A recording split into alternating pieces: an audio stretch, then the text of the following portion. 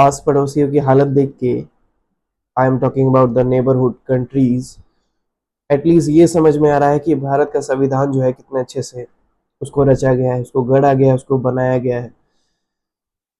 बहुत सारी त्रुटियां नेपाल वाले केस में हमें देखने को मिल रही हैं, जैसे कि युवाओं का ऐसे खुलेआम प्रदर्शन करना और वहाँ की सरकार का उसको कंट्रोल ना कर पाना, कंट्रोल करने में असफल रहना, असक्षम रहना।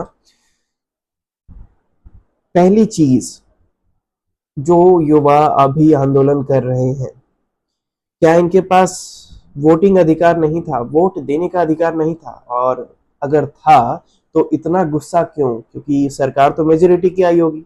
अब मेजोरिटी की सरकार आई होगी तो इतने सारे मेजोरिटी मुझे रोड पे क्यों दिख रहे हैं, है ना? या तो आपने वोटिंग गलत डाली है और फिर डिसअपॉइंट हो गया और फिर आपने जो है ये उपद्रव मचाया है।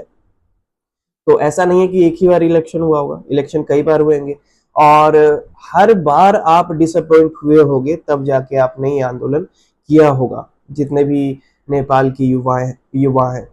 एक बात तो समझ में आती है कि सोशल मीडिया एक टाइटल था, एक नाम मात्र था। बाकी असल रीजन जो है वो उस आंदोलन का वो है फ्रस्ट्रेटेड लोग जो वहाँ पे करप्शन से परेशान थे। तो ये सारे चीजें जो बाइंड अप जो हुई, तो लोग जो है वहां पर सड़क पे आ गए। कुछ अच्छी तस्वीरें देखने को मिल रही हैं, कुछ बुरी मिल रही हैं, जैसे जो तोड़ फोड़ वो कर रहे हैं तो नुकसान पहुंचा रहे हैं बहुत से व्यापारियों को। अपार्ट फ्रॉम दैट फिर अगले दिन उनकी वीडियो देखने को मिलती है कि वो रिपेयर भी कर रहे हैं, चीजें भी वापस लौटा रहे हैं। तो I am very neutral in this case, कि हो सकता है उनकी इरिटेशन इतनी ज्यादा हो गई हो कि बार बार वोट कर रहे हैं और बार बार उन्हें करप्शन वाले केस जो है देखने को मिल रहे हैं।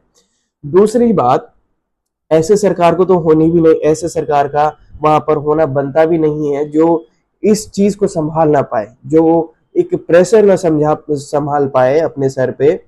तो वो सरकार वहां पे ठीक भी नहीं है। तो अच्छा है कि अगर वहां पे बदलाव आता है तो वो अच्छा है। कि मान लीजिए अगर मैं एक अच्छे पोस्ट पे हूँ, मैं एक बड़े पोस्ट पे हूँ और मैं उपद्रव ना रोक पाऊं, उपद्रव रोकने में और उपद्रवियों को कंट्रोल करने में अगर मैं फेल हो गया तो त्रुटि मेरी भी है, कमी मेरी भी है। तो वैसे ही वहां की सरकार अगर इतनी जल्दी गिव अप कर देती है तो या तो वो मेंटली प्रिपेयर्ड ही नहीं थी ऐसी सिचुएशन के लिए, और अगर थी भी तो क्यों इतनी जल्दी रिजाइन कर दिया? एटलीस्ट थोड़ा फेस करते।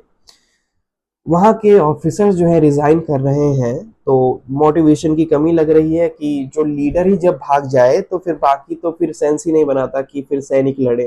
तो लीडर को वहां पे होना चाहिए, उसका एक व्हाट वी से नेतृत्व करना चाहिए, तब जाके जो है सैनिक भी युद्ध में लड़ते हैं। तो अगर आप ही भाग गए हैं तो फिर बाकी फिर कोई भी नहीं रहेगा वहां पर युद्ध भूमि पे, सब छोड़ के चला ही जाएगा। ठीक है, बाकी अब देखते हैं क्या बदलाव वहां पे आता है। बस आई होप वहां के लोगों को अच्छा लगे ऐसी कोई सरकार वहां पर आए। अपार्ट फ्रॉम दैट सभी को वहां पर जितने भी नेता है, लीडर है, जैसे फाइनेंस मिनिस्टर की एक क्लिप आई थी, उसमें एक व्यक्ति उसको उड़ते हुए लात मारता है, किसी किसी मिनिस्टर को बाल नोच के मार रहे हैं, किसी किसी मिनिस्टर को जो डैम है, नहर है, उसमें धक्का मार के पत्थरों से मार रहे हैं। तो वो सारी चीजें जो है वो उनकी फ्रस्ट्रेशन जो है वहां के लोगों की दिखाती है।